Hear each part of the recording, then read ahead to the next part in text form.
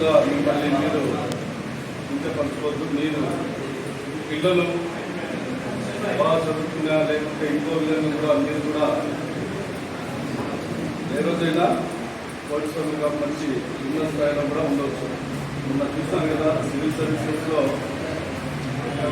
టీచర్లు కూడా మా కానిస్టేబుల్ కూడా ఒకరు ఐఏఎస్ ఐపీఎస్ అయిన సందర్భాలు కూడా చాలా ఉన్నాయి.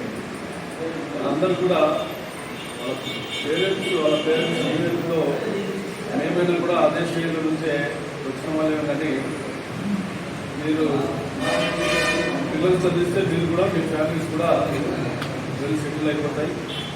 కాబట్టి మీరందరూ కూడా మీ జీవితంతో ఈ కార్మిక వృత్తితో పోతే మీ పిల్లల్ని మాత్రం బాగా చదివించుకుంటే మీరు కూడా ఎప్పుడున్నా ఈ స్టేజ్లోకి రావచ్చు.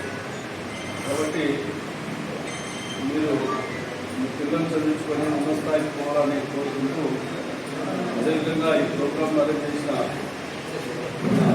నిమ్మల శ్రీధర్ గారికి, అదేవిధంగా మినిస్టర్ గారి ఆదేశాలతో ఏర్పాటు చేసిన మినిస్టర్ గారికి అందరికీ కూడా ఈ ప్రోగ్రాంలో ప్రతి ఒక్కరికి కూడా ధన్యవాదాలు తెలియజేస్తాను.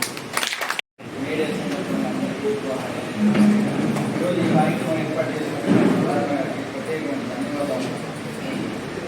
అలాగే సార్ గారు చెప్పినట్టు మనం కొంచెం చిన్నగా ఆలోచన చేసి ప్రతి ఒక్క మన పిల్లవాళ్ళని చదివించుకుంటే మంచి హోదా ఇస్తారని చెప్పి ఆశిస్తున్నాం. అలాగే ఇంకొకసారి మేడే సందర్భంగా శుభాకాంక్షలు. ఈరోజు మనం ప్రపంచ కార్మిక దినోత్సవం దాని సందర్భంగా చేసిన కార్మిక మండల పార్టీ నాయకులు ఈరోజు శ్రీధర్ గారికి, అదేవిధంగా గౌరవనీయులు సిఐ గారికి,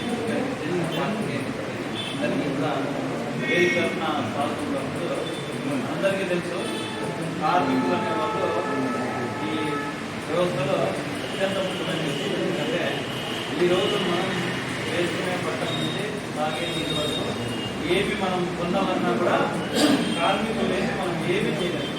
కాకపోతే వాళ్ళకు ఉండవలసిన హక్కులు కానీ, వాళ్ళకు రావాల్సిన కనీస వేతనాలు కానీ, ఇటువంటి విషయంలో చాలా చోట్ల అన్యాయం జరుగుతుందంటే ఈ వేదిక తరఫున మా అందరి తరఫున అందరికీ చేసేది ఏంటంటే అటువంటి అన్యాయం ఎక్కడైనా జరిగిపోయినా లేదా మీ దృష్టికి వచ్చినా ఎక్కడైనా కనీస వేతనాలు పోకపోయినా వాళ్ళకి లేబర్ చేయకపోయినా ఏమంటే కూడా మనం తీసుకోవాలా.